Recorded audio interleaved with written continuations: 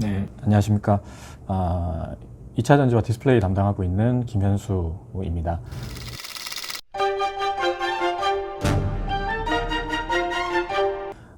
저희 쪽 같은 경우는 기본적으로 후방 산업입니다. 2차 전지도 마찬가지고 디스플레이도 마찬가지고 후방 산업이기 때문에 이 전방 산업의 동향이 중요하고요. 배터리 쪽의 전방 산업이라 함은 전기차 시장이고요. 디스플레이의 전방 산업이라 함은 스마트폰과 TV 시장일 텐데 일단 배터리 쪽부터 짚어보도록 하겠습니다. 배터리 쪽의 전방 시장 상황은 3월 3일자 유튜브에 송선재 위원님이 자동차 시장 말씀을 주시면서 전기차 시장에 대해서 말씀을 드렸고요. 저희 쪽에서는 그 내용 중에 간단하게만 먼저 업데이트를 드리고 뒤쪽에서 2차 전지 말씀을 드리도록 하겠습니다. 일단 글로벌 전기차 시장에서 가장 중요한 축이 미국, 중국, 유럽인데요. 지금 유럽을 제외하고는 지금 현재 1월, 2월 상황이 그렇게 좋지는 않습니다. 미국 같은 경우는 지난해 7월부터 YOY 전기차 판매량이 역성장에 들어섰고요. 중국 같은 경우도 지난해 하반기부터 역성장에 돌입을 했습니다. 유럽은 계속해서 성장을 하고 있고 이번 1월 전기차 판매량은 유럽 지역 YOY 120% 2배 이상 증가를 하면서 계속해서 성장을 해 나가고 있습니다. 미국 같은 경우는 지금 전기차 보조금을 지급하는 형태가 업체별로 전기차 누적 판매량이 20만 대를 넘어가면 세액공제 혜택이 줄어드는 형태로 지금 진행이 되고 있거든요. 그래서 지난해 하반기 테슬라와 GM이 모두 20만 대를 넘어서고 사실 그 이전에 넘어섰죠. 넘어선 이후에 이제 그 분기별로 차등해서 보조금이 감소하고 있는데 지난해 하반기 들어서면서 이제 큰 폭으로 감소를 하게 되면서 테슬라랑 GM의 보조금이 감소하면서 이제 미국 같은 경우는 전기차 판매가 감소하고 있고 중국 역시 지난해 7월부터 지방정부 보조금이 폐지가 되면서 전기차 판매량이 감소하고 있습니다. 다만 이제 유럽은 올해 이산화탄소 배출량 규제가 강화되기 때문에 지난해부터 계속해서 성장을 하고 있고 이번 1월에도 이 벌금을 내지 않으려면 일단 자동차 카메이커들은 전기차 비중을 높여야 되는 상황이라서 계속해서 판매를 신차 출시를 늘리고 있고요. 그 과정에서 판매량 역시 증가하고 있습니다. 그래서 올해 같은 경우는 적어도 상반기는 유럽 시장이 계속해서 전기차 시장 수요 성장을 이끌어 갈 것으로 보고 있고요.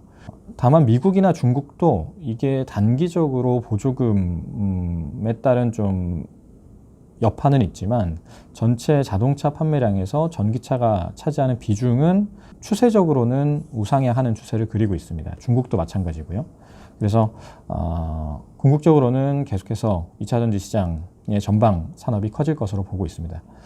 이게 지금 전방 산업의 상황을 간략하게 말씀을 드린 거고요.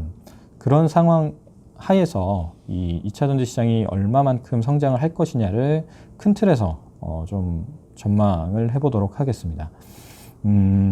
지금 글로벌 전기차 시장의 규모가 작년에 글로벌 전기차 시장이 한 200만 대 정도 형성이 됐고요. 글로벌 자동차 시장이 한 9,500만 대 정도니까 침투율 기준으로는 뭐 2%에서 3% 정도 전기차가 전체 자동차 판매량에서 비중을 차지하고 있습니다. 이게 이제 2025년까지 어느 정도 상승할 것이냐를 시장 조사기관별로 전망들을 하고 있는데요. SNE 리서치라고 하는 전기차 배터리 관련된 시장 조사기관은 20% 정도 전기차 침투율 전망을 하고 있습니다. 지금이 자동차 시장이 9,500만 대니까 약 1억 대 시장이라고 가정을 하면 전기차 판매량을 SNE 리서치는 2천만 대 정도 전망을 하고 있는 거고요. 블룸버그, BNEF, 블룸버그 같은 경우는 10% 정도 전망을 하고 있습니다. 그래서 1,000만 대 정도 전기차 시장 전망을 하고 있습니다. 여기에 이제 평균 값을 낸다라고 가정을 한다면 2025년 기준으로 한 15% 정도 전기차 침투율 가정을 할 수가 있는데 그렇게 가정을 했을 때 글로벌 리튬이온 전지 시장 규모는 약 1000기가 정도 시장이 전망이 됩니다. 여기에 들어가 있는 가정은 대당 탑재 용량이 약 70kWh 정도 된다라고 가정을 한 거고요. 올해 나올 폭스바겐의 전기차 모델인 ID.3가 평균 대당 탑재 용량이 60kWh 정도 됩니다. 이게 1회 충전 시 주행거리가 세그먼트별로 좀 다르긴 한데 400km 중반 정도 되거든요. 그래서 올해 나올 이 전기차 모델의 주행거리를 감안을 하면 5년 후 평균 탑재 용량 70kWh 가정한 것은 그렇게 공격적인 가정은 아니라고 보고 있고요. 아까 말씀드린 이 SNE 리서치와 블룸버그의 평균 정도를 가정한다라고 하면은 글로벌리 약 1000기가 정도 되는 배터리 시장이 전망이 되는데 작년의 시장 규모가 약 90기가 정도였습니다. 그래서 2025년 기준으로 1000기가 시장을 가정한다라고 하면은 향후 5년여에 걸쳐서 연평균 성장률은 약 50% 정도가 되고요. 만약에 블룸버그처럼 가장 보수적으로 가정을 한다, 즉 글로벌 전기차 침투율을 10% 정도만 가정을 한다라고 하면은 약 700기가 정도의 배터리 시장 규모가 추산이 됩니다. 그렇게 됐을 때 연평균 성장률은 약 40% 정도로 전망이 되기 때문에 보수적으로 본다 하더라도 향후 리튬이온 전지 시장 성장 자체는 굉장히 가파를 것으로 보고 있습니다. 그 과정에서 저희는 삼성 SDI를 가장 탑픽으로 추천을 드리고요. 지금 전기차용 리튬이온 배터리 출하량 기준 상위 6개 업체의 점유율을 합산을 해보면 2025년에는 50% 정도였는데 작년에는 80%까지 증가했습니다.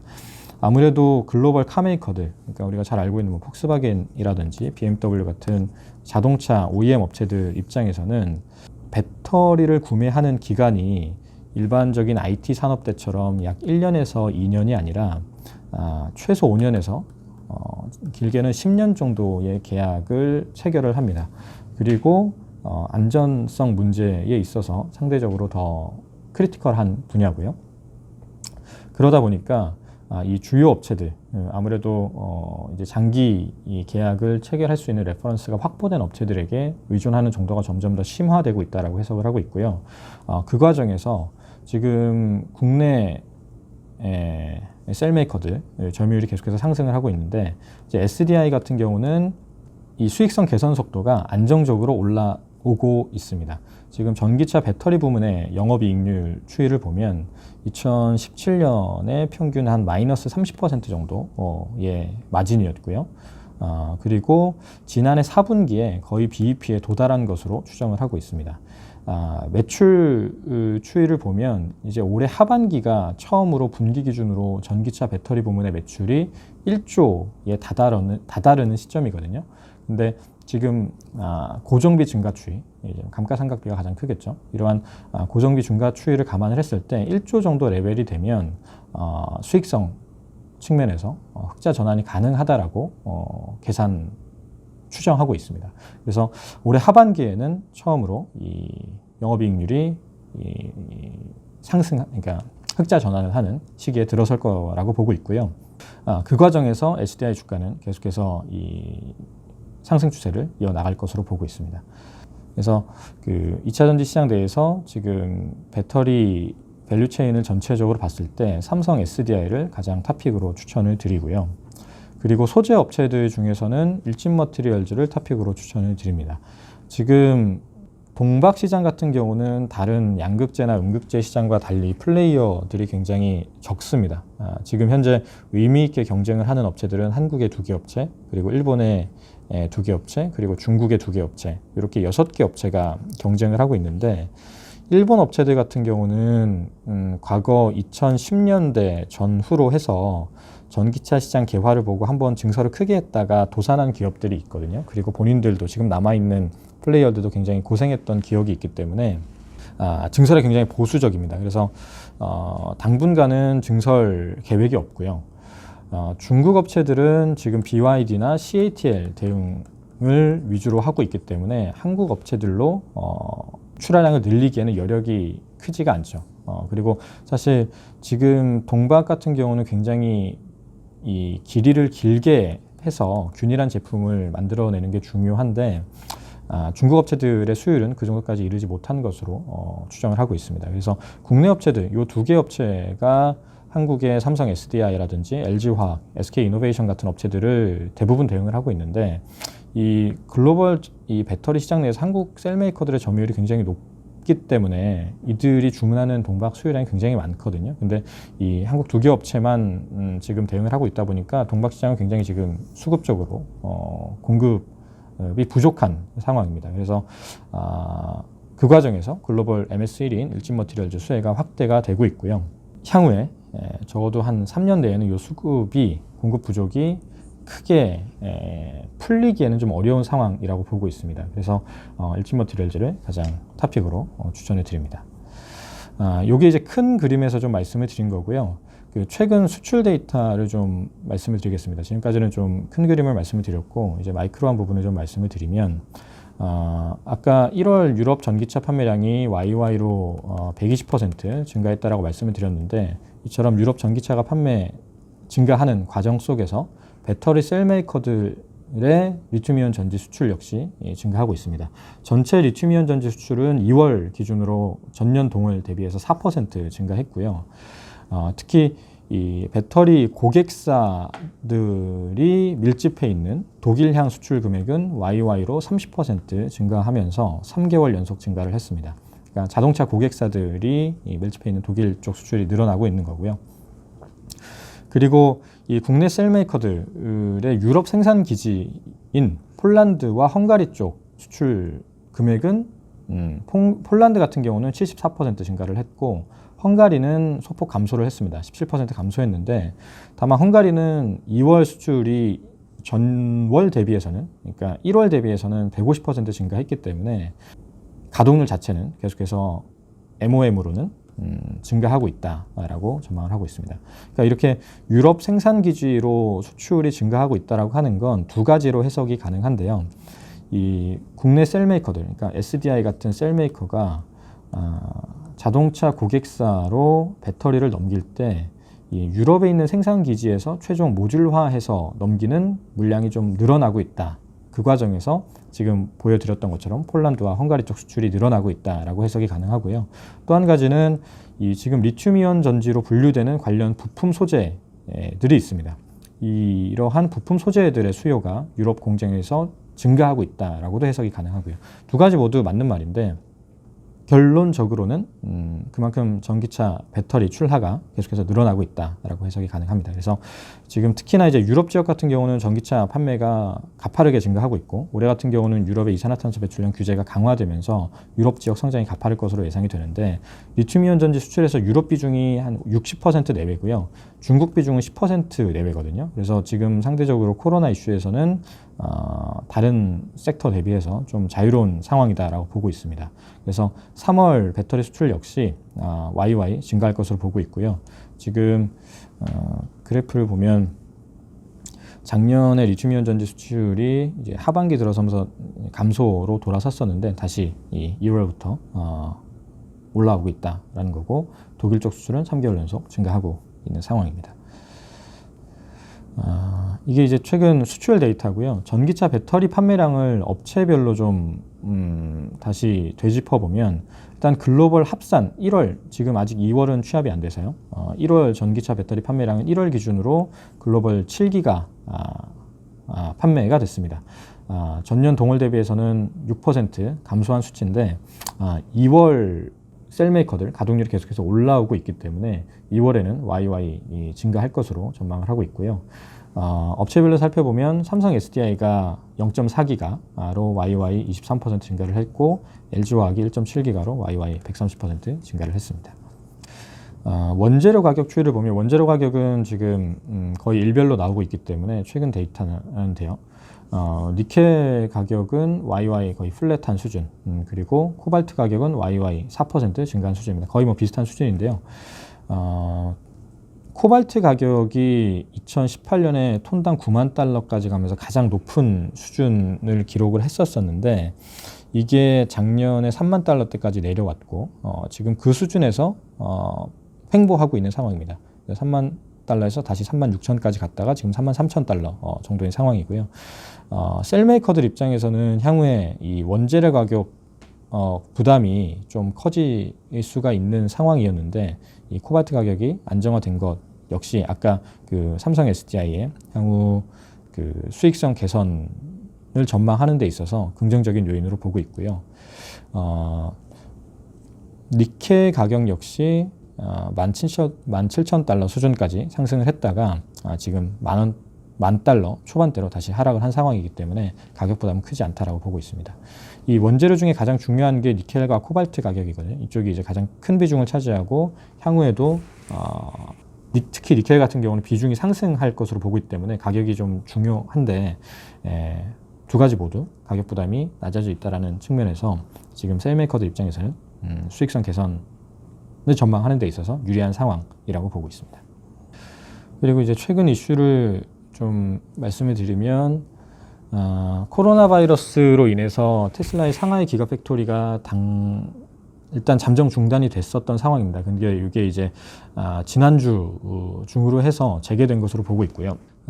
테슬라가 작년에 연간 37만 대 정도 전기차를 판매를 했는데 지금 상하이 기가팩토리가 올해 기준으로는 연 15만 대 정도 생산할 것으로 보고 있습니다. 이게 이제 다시 가동 재개에 들어간 것으로 파악이 되고 있고요.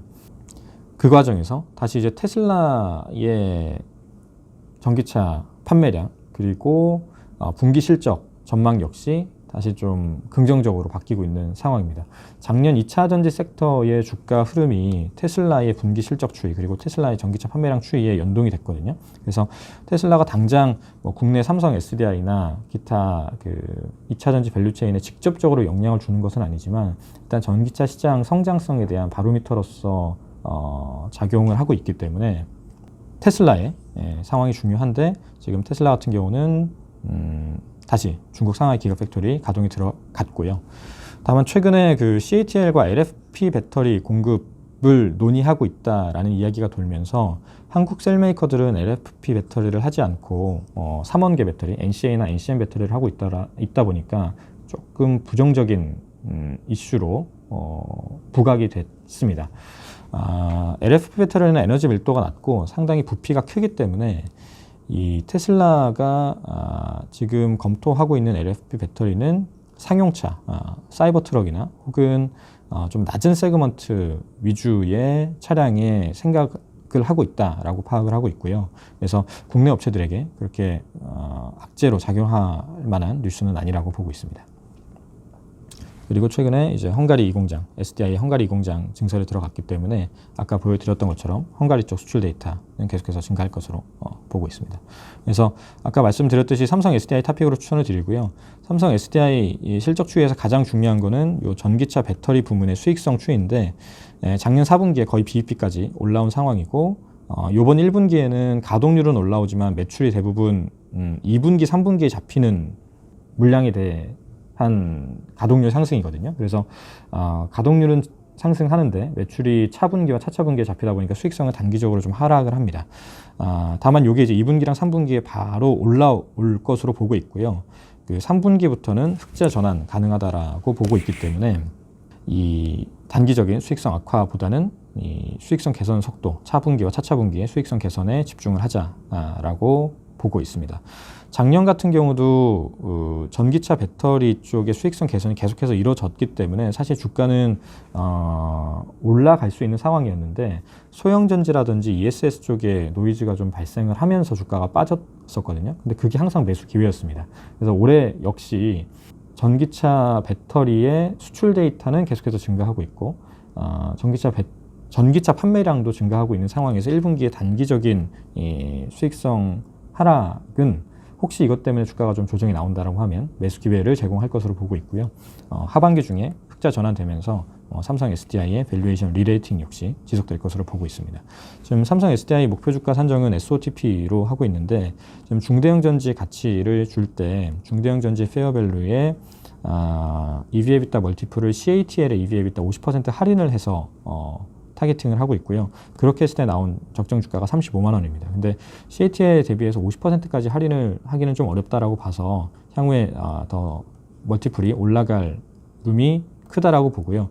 그의 트리거는 SDI의 전기차 배터리 부문 흑자 전환이라고 보고 있는데 아까 보여드렸던 것처럼 2분기나 3분기의 수익성 개선이 이루어질 것으로 보고 있기 때문에 이 멀티플 역시 상향되면서 목표 주가 역시 추가적으로 상향 여력이 있다라고 보고 있습니다. 그래서 SDI 2차 전지 내에서 탑픽으로 추천을 드리고요. 소재에서는 LG 머티리얼즈 추천을 드리겠습니다. 지금까지 2차 전지 이 시장에 대해서 말씀을 드렸고요. 디스플레이 산업에 대해서 다음번에 한 번 더 찾아뵙고 말씀을 드리도록 하겠습니다. 감사합니다.